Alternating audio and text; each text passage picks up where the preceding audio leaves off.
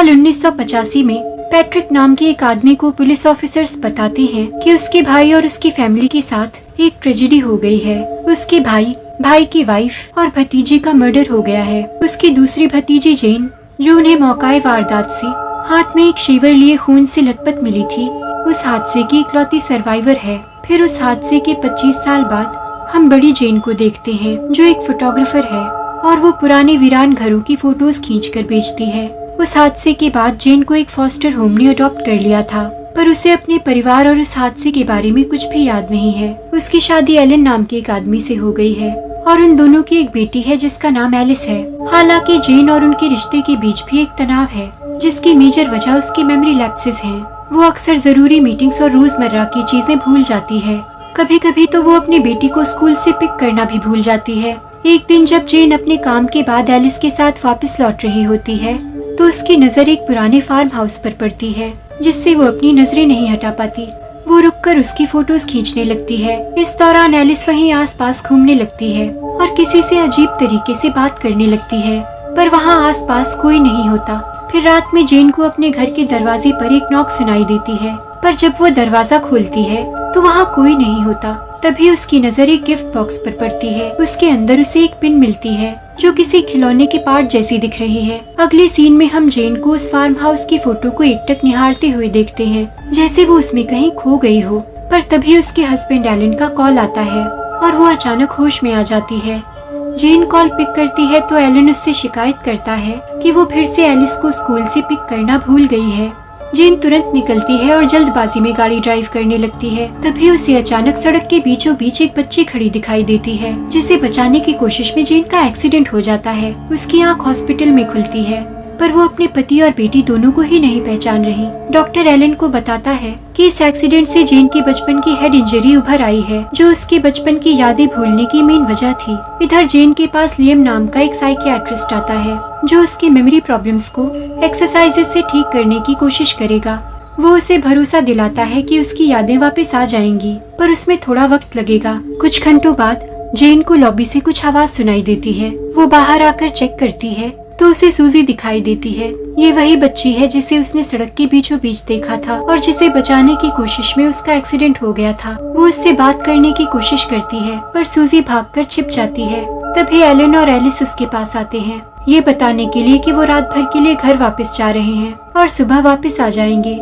इस बार एलिस उन्हें पहचान लेती है और उनके साथ नॉर्मल बिहेव करती है। रात में जेन सोने से पहले अपने टैबलेट पर कुछ फैमिली पिक्चर्स देख रही होती है, ताकि उसकी याददाश्त वापस आने में कुछ मदद हो सके। तभी उसे उसके दरवाजे पर एक नॉक सुनाई देता है। वो चेक करती है तो उसे फिर से वैसा ही गिफ्ट बॉक्स मिलता है, जैसा पहले उसे अपने घर पर मिला था। इस बार उसे उस बॉक्स के अंदर से छोटी सी बैलेरिना डॉल मिलती है और साथ ही उसी फार्म हाउस की फोटो भी, और उस फोटो के पीछे एक तारीख लिखी हुई है। ये वही तारीख है जिस दिन उसकी फैमिली के साथ वो हादसा हुआ था। इधर एलन को भी अपने घर पर बेल सुनाई देती है और उसे घर के बाहर एक एनवेलप रखा मिलता है, जिसमें कुछ पेपर्स हैं। अगले दिन एलन उन पेपर्स को जेन को देता है और उसे बताता है कि वो फार्म हाउस उसका है। उसका अंकल पैट्रिक इस दौरान उस फार्म हाउस की देखभाल कर रहा था, पर जेन को तो न उस पेपर वर्क के बारे में कुछ याद है और ना ही अंकल पैट्रिक के बारे में। इनफैक्ट उसे तो आज तक ये भी नहीं पता था कि उसका कोई अंकल है। पर अब जेन को लगता है कि उसे उस फार्म हाउस जाकर अपने अंकल से मिलना चाहिए। हो सकता है कि इससे उसकी भूली हुई याददाश्त वापस आ जाए। लियम भी इस बात से एग्री करता है।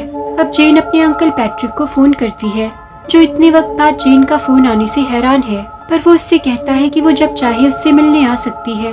उसे भी उससे मिलकर खुशी होगी। कुछ दिनों बाद जेन और उसकी फैमिली पैट्रिक से मिलने जाती है। जेन को फिर से रास्ते में सूजी दिखाई देती है, पर इस बार वो उसे इग्नोर करती है। जब पैट्रिक जेन से मिलता है तो उसे फॉस्टर होम भेजने के लिए उससे माफी मांगता है, क्योंकि उसे पता था कि वो उसके लिए अच्छा फादर नहीं बन पाता और वो चाहता था कि उसे बेहतर जिंदगी मिले, और वो उसे उसके फार्म हाउस की चाबी दे देता है। जेन उससे पूछती है कि उस हादसे वाले दिन उसकी फैमिली के साथ क्या हुआ था। पैट्रिक उससे कहता है कि पुलिस भी इस बात का पता नहीं लगा पाई और उस दिन क्या हुआ था ये बात सिर्फ जेन को ही पता थी, और जेन तो वो हादसा भूल चुकी है। फिर जेन और उसकी फैमिली उस फार्म हाउस पर पहुंचती है। वहाँ जेन को बहुत अजीब सी फीलिंग होने लगती है, तो वो ताज़ी हवा लेने के लिए बैक साइड में चली जाती है। वहाँ उसे कुछ अजीब आवाज सुनाई देती है, और जब वो उस आवाज का पीछा करती है तो फार्म के बीचों बीच एक लाल बलून देखती है, जिसके साथ एक चाबी और एक नोट अटैच्ड है। और उस नोट पर वेलकम होम लिखा हुआ है। इसी बीच एलन और एलिस घर का टूर कर रहे होते हैं तो उन्हें जेन का कमरा मिलता है जिसमें वो बचपन में रहा करती थी। उन्हें एक और रूम मिलता है जो जेन की बहन का था। उसमें एलिस को पुराने खिलौनों के साथ एक म्यूजिक बॉक्स भी मिलता है पर वो लॉक्ड है।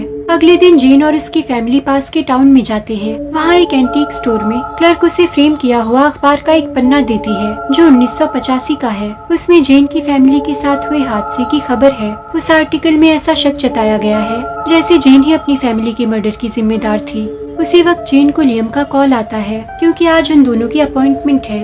लियम जेन से कहता है कि वो खुश है कि वो अपनी याददाश्त वापस लाने के लिए इतने कदम उठा रही है। तभी जेन लियम को उसी स्टोर में देखती है। वो उससे पूछती है कि वो इस वक्त कहाँ है तो वो जवाब देता है कि वो अपने ऑफिस में है। जेन को समझ नहीं आ रहा कि वो उससे झूठ क्यों बोल रहा है।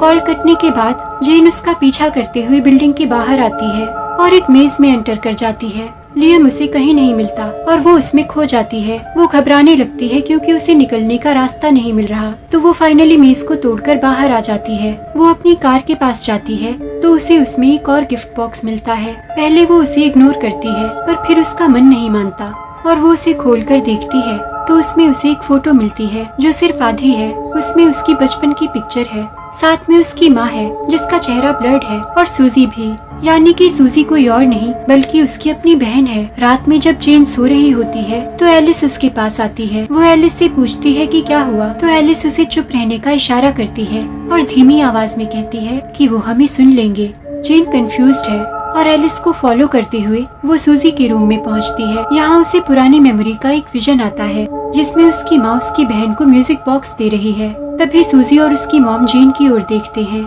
सूजी के हाथ में एक टूल है। जेन घबरा कर वहाँ से निकल जाती है और अपने बचपन के रूम में पहुँचती है। वहाँ वो खुद को देखती है जब वो छोटी थी और अचानक वो देखती है कि उसके हाथ में एक शेवर है। अब वो और ज्यादा घबरा जाती है। उसे कुछ समझ नहीं आ रहा कि क्या हो रहा है। वो भागकर एलन के पास जाती है और उसे उठाने लगती है पर वो नहीं उठता। तभी बेड के नीचे से एक हाथ निकलता है जो सूजी का है। जेन डर जाती है और सूजी का गला दबाने लगती है पर अगले ही पल वो रियलाइज करती है कि उसके हाथ तो एलिस की गर्दन पर है।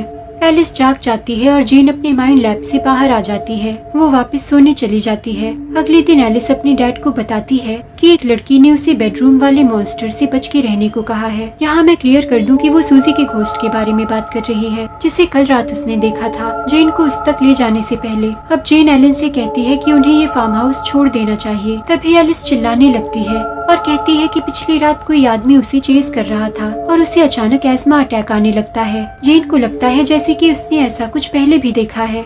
एलन और जेन उसे वहाँ से हॉस्पिटल ले जाने के लिए निकलते हैं पर मेन दरवाजा नहीं खुलता क्योंकि उस घर की आत्माएं नहीं चाहती कि जेन कहीं जाए। जेन भी ये महसूस करती है और वो अपनी कदम पीछे हटा लेती है। दरवाजा खुल जाता है और एलन एलिस को लेकर बाहर निकल जाता है। वो एक मिनी ट्रक से हॉस्पिटल के लिए लिफ्ट ले लेता है। इधर जेन को सूजी के रूम से वो म्यूजिक बॉक्स मिलता है जिसे वो उस चाबी से खोल लेती है जो उसे बलून के साथ मिली थी। उसमें उसे बैलेरिना डॉल्स दिखती हैं, वैसी ही जैसी उसे गिफ्ट बॉक्स में मिली थी और साथ ही उसमें उसे फटी हुई फोटो का दूसरा हिस्सा भी मिलता है जिसमें लियम की फोटो है। और यहाँ ये खुलासा होता है कि लियम कोई और नहीं बल्कि जेन का फादर है और अब तक उसकी स्पिरिट जेन को गाइड कर रही थी ताकि उसकी भूली हुई याददाश्त वापस आ सके। अचानक जेन को सब याद आ जाता है कि उस हादसे के दिन क्या हुआ था। वो याद करती है कि वो और उसकी बहन पैट्रिक के आने की आहट सुनते हैं और बेड के नीचे छिप जाते हैं, लेकिन पैट्रिक सूजी को बेड के नीचे से खींच लेता है और उसे मॉलेस्ट करने की कोशिश करता है। दरअसल उसे जब भी मौका मिलता था वो बच्चियों का फायदा उठाने की कोशिश करता था। वो सूजी को बहलाने फुसलाने के लिए वैसे ही गिफ्ट बॉक्सेस में गिफ्ट्स लेकर आता था जैसे थ्रू आउट द फिल्म जेन को मिले थे। उस दिन उसी वक्त उनके पेरेंट्स काम से घर लौट आए थे और यहाँ ये भी खुलासा होता है कि जिस क्लर्क ने जेन को एंटीक स्टोर में वो न्यूज़पेपर का पन्ना दिया था वो उसकी माँ की स्पिरिट थी और उसकी पूरी फैमिली उसे उसकी यादों से सामना कराने की कोशिश कर रही थी। लियम उस दिन बहुत थका हुआ होता है तो वो काउच पर ही सो जाता है, लेकिन जब सूजी की माँ उसके रूम में पहुँचती है तो पैट्रिक को रंगे हाथ पकड़ लेती है। वो एक हैमर से उस पर हमला करने की कोशिश करती है पर तभी सूजी को एस्मा अटैक आ जाता है, बिल्कुल जैसे कुछ देर पहले एलिस को आया था। यानी कि वो भी उन स्पिरिट्स की एक कोशिश थी इस इंसिडेंट को रिक्रिएट करके जेन को ये इंसिडेंट याद दिलाने की। सूजी की मॉम उसके एस्मा अटैक से डिस्ट्रैक्ट हो जाती है। पैट्रिक किसी का फायदा उठाकर उससे हैमर छीन लेता है और उसी से उसे मार डालता है। जेन जो अभी भी बेड के नीचे छिपी हुई है, अपनी माँ के खून से तरबतर लाश देखती है। वो वहाँ से भाग निकलती है और बाथरूम में छिप जाती है। पैट्रिक उसका पीछा करता है पर जेन उसे शेवर से घायल कर देती है और वहाँ से भाग जाती है। वो जाकर लियम से टकरा जाती है जो सब शोर शराबा सुनकर ऊपर आ रहा था। इस टक्कर से वो दोनों सीढ़ियों से नीचे गिर जाते हैं जिससे लियम की मौत हो जाती है और जेन के सर में गहरी चोट लग जाती है जिसकी वजह से वो बेहोश हो जाती है। और इसी चोट की वजह से जेन की बचपन की सारी मेमोरीज मिट गई थी, जिस वजह से उसे ये सारा हादसा भूल गया था। पैट्रिक को लगता है कि जेन भी मर गई है तो वो वापस सूजी के पास जाता है, पर एस्मा अटैक की वजह से उसकी भी जान जा चुकी है। अब इस पूरे मर्डर सीन को कवर अप करने के लिए वो हैमर को ले जाकर लियम के हाथ में रख देता है ताकि सबको ये लगे कि खुद की जान लेने से पहले उसने ही अपनी फैमिली को मार डाला। फिर पैट्रिक वहाँ से चला जाता है। जेन की आंख खुलती है और वो घबराकर एक कोने में छिप जाती है जहाँ मूवी की शुरुआत में वो पुलिस को मिली थी। उस हादसे के बाद वहाँ के लोकल लोगों को यही लगा था कि जेन ने वो सारे मर्डर्स किए हैं, क्योंकि उस पूरे हादसे में एक वही जिंदा बची थी और इसीलिए ऐसी ही खबर अखबार में छपी थी। फिर हम बड़ी जेन को लियम की स्पिरिट के साथ बैठे हुए देखते हैं। उसे सब याद आ चुका है। लियम उससे कहता है कि उसकी फैमिली की सारी आत्माएं इस दुनिया में ट्रैप हो चुकी हैं और वो बस उसे सच्चाई तक पहुंचाने में गाइड कर सकता था ताकि वो उन्हें इस दुनिया से मुक्ति दिला सके।